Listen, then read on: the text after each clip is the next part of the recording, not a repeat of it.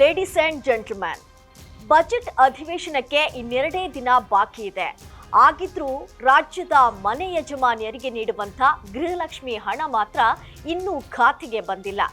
ಹಾಗಾದ್ರೆ ಈ ಸಲದ ಬಜೆಟ್ನಲ್ಲಿ ಕಾಂಗ್ರೆಸ್ ನೇತೃತ್ವದ ರಾಜ್ಯ ಸರ್ಕಾರ ಗ್ಯಾರಂಟಿ ಯೋಜನೆಗಳಿಗೆ ಗೇಟ್ ಪಾಸ್ ಕೊಡುತ್ತಾ?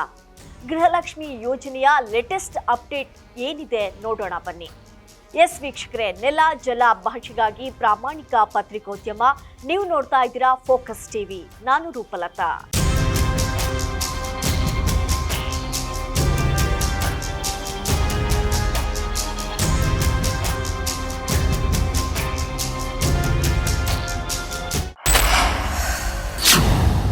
ಕಳೆದ ವಿಧಾನಸಭಾ ಚುನಾವಣೆಯಲ್ಲಿ ಗ್ಯಾರಂಟಿಗಳ ಭರವಸೆ ನೀಡಿ ಕಾಂಗ್ರೆಸ್ ಪಕ್ಷ ಅಧಿಕಾರಕ್ಕೆ ಬಂತು. ಪಂಚ ಗ್ಯಾರಂಟಿಗಳಲ್ಲಿ ಮನೆ ಯಜಮಾನಿಯರಿಗೆ ಪ್ರತಿ ತಿಂಗಳು 2,000 ರೂಪಾಯಿ ನೀಡುವ ಗೃಹಲಕ್ಷ್ಮಿ ಯೋಜನೆಯಲ್ಲಿ ಸಮಸ್ಯೆಗಳ ಸರಮಾಲೆಯೇ ಇದೆ. ಈಗಾಗಲೇ 6 ಕಂತಿನ ಹಣವನ್ನು ಸರ್ಕಾರ ಬಾಕಿ ಉಳಿಸಿಕೊಂಡಿದೆ. ಇನ್ಮುಂದೆ ಗೃಹಲಕ್ಷ್ಮಿ ಯೋಜನೆಯನ್ನ ಮುಂದುವರಿಸುವುದು ಕಷ್ಟ ಎನ್ನಲಾಗ್ತಿದೆ. ಅದಾಗಲೇ ಡಿಸಿಎಂ ಡಿಕೆ ಶಿವಕುಮಾರ್ ಅವರು ಪಂಚ ಗ್ಯಾರಂಟಿಗಳಿಂದ ಸರ್ಕಾರಕ್ಕೆ ಆರ್ಥಿಕ ಹೊರೆಯಾಗ್ತಿದೆ ಎಂದು ಬಹಿರಂಗವಾಗಿ ಹೇಳಿಕೆ ಕೊಟ್ಟಿದ್ದು, ಇದೀಗ ಮನೆ ಯಜಮಾನಿಯರಿಗೆ ಆತಂಕ ಶುರುವಾಗಿದೆ.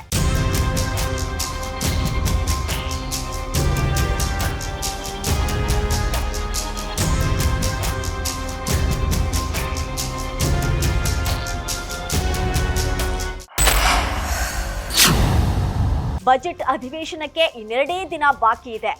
ಆದ್ರೆ ಇನ್ನು ಗೃಹಲಕ್ಷ್ಮಿ ಹಣ ಯಜಮಾನಿಯರ ಖಾತೆಗೆ ಜಮೆ ಆಗಿಲ್ಲ. ಹೀಗಿರುವಾಗ ಈ ಸಲದ ಬಜೆಟ್ನಲ್ಲಿ ರಾಜ್ಯ ಸರ್ಕಾರ ಪಂಚ ಗ್ಯಾರಂಟಿ ಯೋಜನೆಗಳನ್ನು ಕೈಬಿಡುತ್ತೆ ಅನ್ನೋ ಮಾತುಗಳು ಕೂಡ ಕೇಳಿ ಬಂದಿದೆ. ವಿಪಕ್ಷಗಳು ಪಂಚ ಗ್ಯಾರಂಟಿಗಳ ಬಗ್ಗೆ ಟೀಕಿಸ್ತಾ ಇದ್ದು, ಸ್ವಪಕ್ಷದಲ್ಲೂ ಕೂಡ ವಿರೋಧವಿದೆ.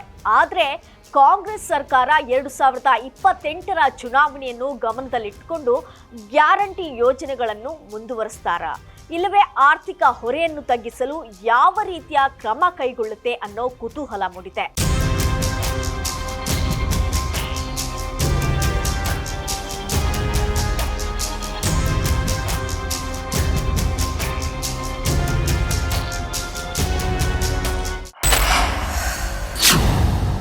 ಒಟ್ನಲ್ಲಿ ಸಿಎಂ ಸಿದ್ದರಾಮಯ್ಯ ಅವರು ಈ ಸಲದ ಬಜೆಟ್ನಲ್ಲಿ ಗೃಹಲಕ್ಷ್ಮಿಯರಿಗೆ ಗುಡ್ ನ್ಯೂಸ್ ಕೊಡ್ತಾರಾ ಅಥವಾ 2,000 ರೂಪಾಯಿಗೆ ಕತ್ತರಿ ಹಾಕ್ತಾರಾ ಅಂತ ಕಾದು ನೋಡಬೇಕಿದೆ.